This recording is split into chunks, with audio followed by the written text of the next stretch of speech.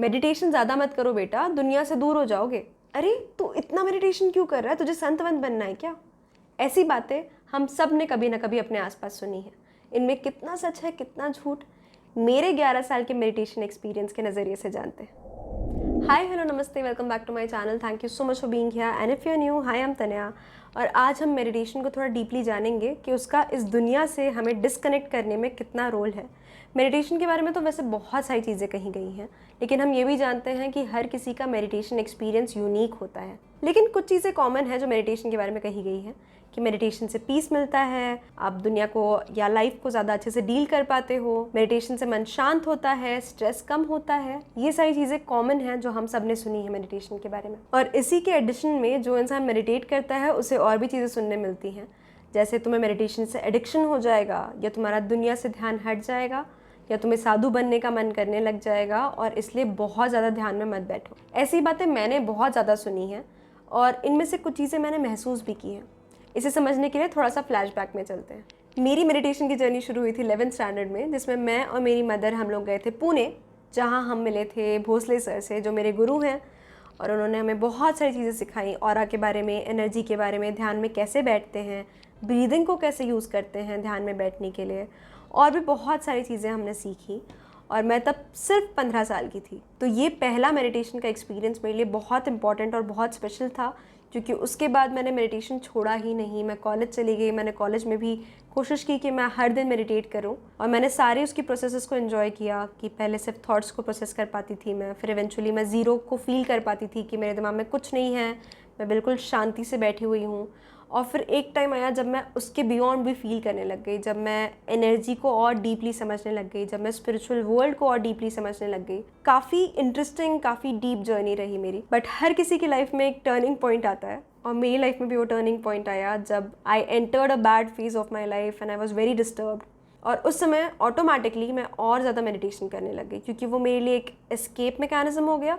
तो बेसिकली मैं इस लाइफ को बहुत ही लाइटली लेने लगी कि ये तो पास हो जाएगा, ये छोटी सी ज़िंदगी है, इसके बाद एनर्जी ही एनर्जी है, और ये रियलिटी का बहुत ही छोटा पार्ट है, ऑलमोस्ट इनसिग्निफिकेंट है। और ये रियलिटी से मतलब नहीं रखने वाली सोच मेरे स्टार्टिंग के बुरे दिनों में बहुत काम आई, लेकिन बाद में मुझे अनसेफ फील होने लग गया। क्योंकि जब आप रियलिटी से मतलब नहीं रख रहे हो तो आपको ऐसा लगने लग जाएगा कि आप इस रियलिटी में बिलोंग ही नहीं करते। जैसे आपके यहाँ रहने या नहीं रहने से कोई फ़र्क नहीं पड़ता, it doesn't make a difference.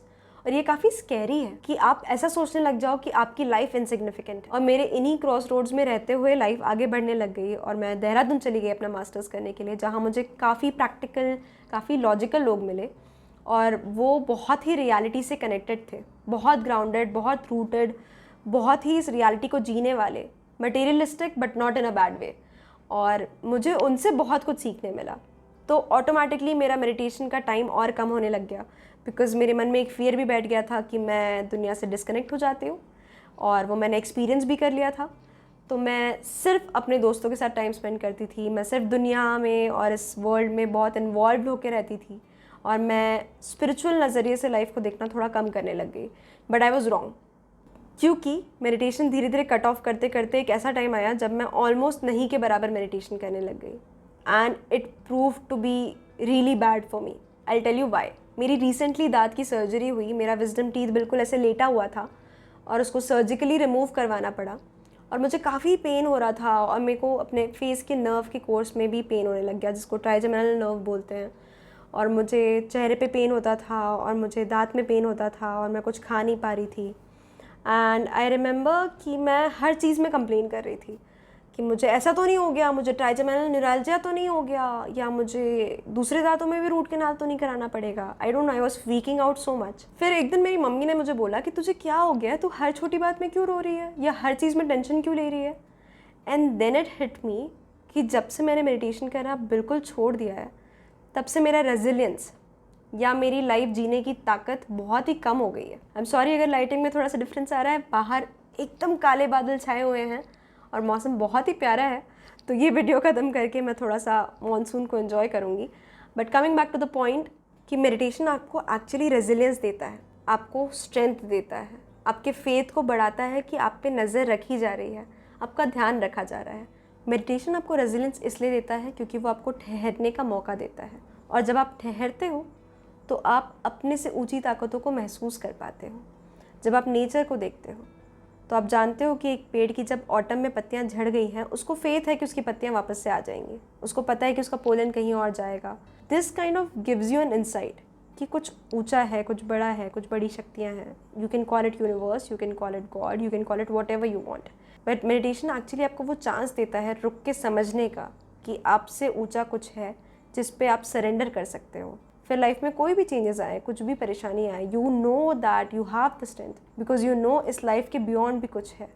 You can use that as your strength to face this life better instead of escaping it. Meditation आपको इस लाइफ को जीने का तरीका सिखाता है कि आप कैसे जॉयफुली, फ्रीली इस लाइफ को जी सकते हो, because it is very short lived. और आप अपना स्ट्रेस, अपनी एंग्जाइटी, इन सब को थोड़ा दूर रख सकते हो, बिकॉज यू अंडरस्टैंड कि हमसे बड़ा कुछ है और सब कुछ हमारे कंधों पे नहीं है। ये बहुत ही छोटी चीज़ें हैं, but once you start surrendering you will understand what I mean. And before this room gets any darker और मेरे चेहरे पे लाइट चमकने लग जाए, मैं इस वीडियो को ख़त्म करती हूँ। आई होप कि आपको इस स्टोरी से कुछ समझ में आया हो और आप ये समझ सको कि मेडिटेशन कभी भी आपको रियलिटी से दूर करने के लिए नहीं है। वो आपको कुछ ऊंचे से कनेक्ट करने के लिए है, जो आपको खुद से कनेक्ट करके इस लाइफ से कनेक्टेड रह के जीने में हेल्प करता है। I hope that made sense. And if you like this video, do share it in the comment section कि आपको कैसा लगा। And yeah that is it. I will see you next time. Till then lots of love, lots of warmth and lots of blessings. Peace, bye.